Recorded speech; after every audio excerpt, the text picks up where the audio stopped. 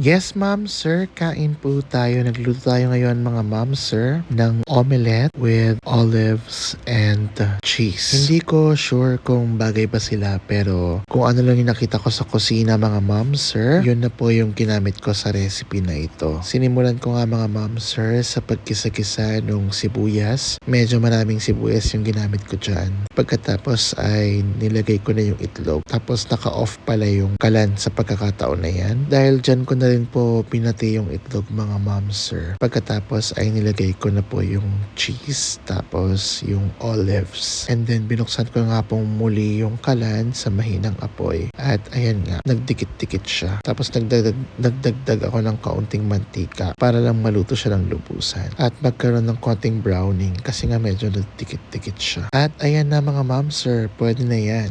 Yun lang mga ma'am, sir. Maraming salamat. Enjoy!